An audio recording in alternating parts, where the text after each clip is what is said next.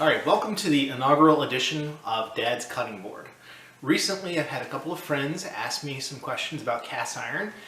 And as you can see, I've got a little bit of a cast iron problem. Not really a problem so much, but I have a lot of it.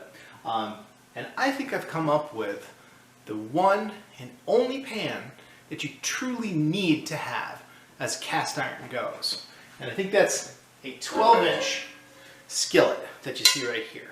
This particular model is the Lodge 10SK. This is readily available for around $20.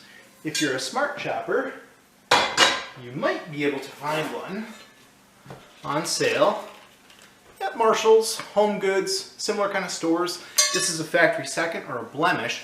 I have a lot of these. As a matter of fact, all of the Lodge pans that I have are factory seconds. I have very little issue. I've never found any blemish that I thought was significant. But we're going to get back to Lodge here in a second. An alternative pan that I've discovered, you can get this on Amazon. This is a Legend, and what I particularly like about this pan is it comes with a glass lid. Now this is very handy, and we'll get into some other ideas about cast iron and cooking and what you should do with it, ways you can improve your cooking, especially with the glass lid. But what I think is particularly nice about this Legend is really two things. So the first thing being, it's got a much longer handle than the Lodge. This handle is 6 inches, gives you a lot of grip right here, okay? With the Lodge series of 12-inch skillets, this handle here is only 4.5 inches. So you can see it's a lot shorter to grab onto, which is really exacerbated by the weight of these pans. So what is the absolute best pan? The absolute best pan, without a question, is going to be a vintage pan. Probably a pan made before World War II. I happen to have a couple of those. I'm going to get into that in a minute. But the advantage of the Legend is that you've got a long handle, and it's actually quite a bit lighter than the Lodge series pans. This particular pan weighs in at 7 pounds to 7.26 ounces. The Lodge series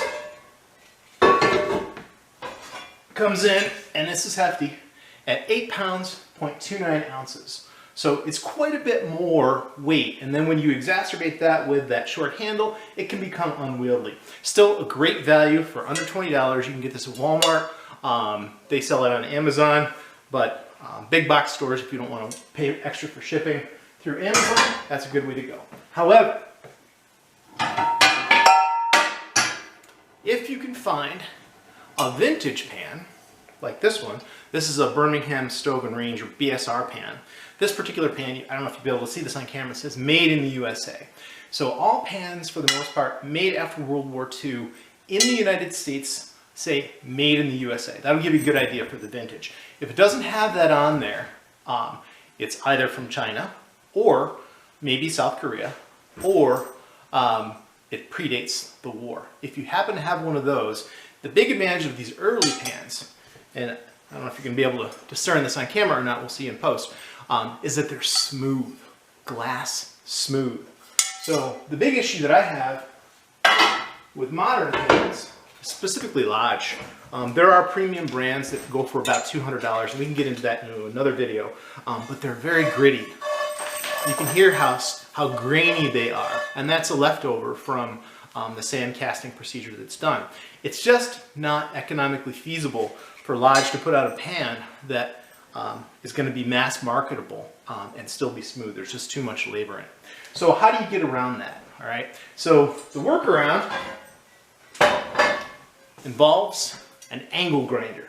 So I'll get into these pans with an angle grinder, and I'll do this in a separate video that we'll see in the upcoming series here of showing you how to use an angle grinder to do this. And you say that may sound like a lot of work. It only takes a few minutes actually to clean up the cooking surface on the inside of the pan. So this one is glass smooth, okay?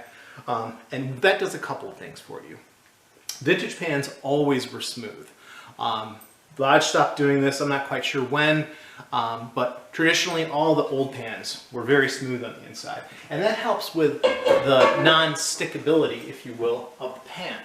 So if you look at this old Wagner I've got here, now this particular Wagner square skillet, 8 inches, was made probably sometime in the 1930s up to the 1940s. This particular series anyways was produced then.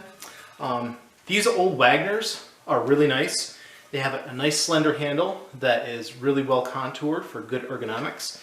They've got a little thumb spot on here. I don't know if you'll be able to see that right here. This little ridge helps hold that pan. I kind of am weird when it comes to cast iron. I tend to use certain pans for certain things. This particular pan is great for cornbread, so I almost always reserve it for cornbread. But again, super smooth on the inside. So as far as some specialty pans go, this is a Griddle, another Wagner again. This particular pan, again, pre-war pan, very, very smooth. I actually rescued this pan. When I first got this pan, it had caked on black carbon, okay, which is what you want to achieve. That's the seasoning.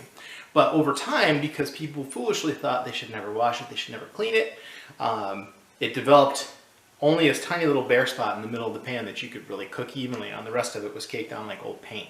So I'll get into how I removed all of that into a different video, but I just wanted to share with you that these old pans are smooth, and we want to make sure that the new pans that we use are smooth as well.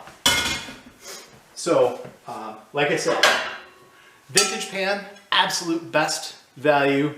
If you can go and find one at an old flea market, just make sure you're aware of what the price really should be. So a 9-inch skillet, 10-inch skillet like this retails for about $15 brand new. You'll find them out there, and it might be worth spending a little bit more if you can find one that's smooth and you don't want to go through the angle grinder route, which is what I would recommend. But I think your best value is this Legend. Recently recommended this to some friends, and it's got this kind of cool logo on the bottom, which really doesn't matter because we're only really interested inside the cooking surface in here and the ergonomics of the pan.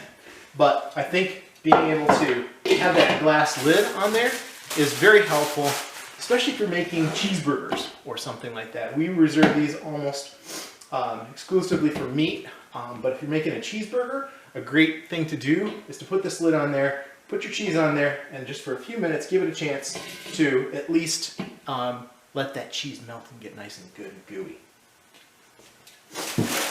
So yeah, so here's my recommendation, a 12-inch cast iron pan. Whether you get one of these Legends, you get this Lodge 10SK, or if you get lucky and you can find a vintage 12-inch. And the reason that I'm recommending a 12-inch pan versus a 9 or 10-inch pan really comes down to a personal preference. So when I cook, I typically cook 4 portions. There's only 3 of us in our family, but there's typically that 4th portion that I'll use as a leftover for lunch or whatever. But if there's only 2 of you, you could probably get by with this 9 or 10-inch format.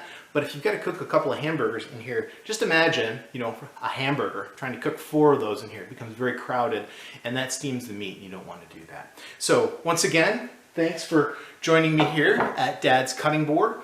And as always, like, share, and subscribe. Thank you.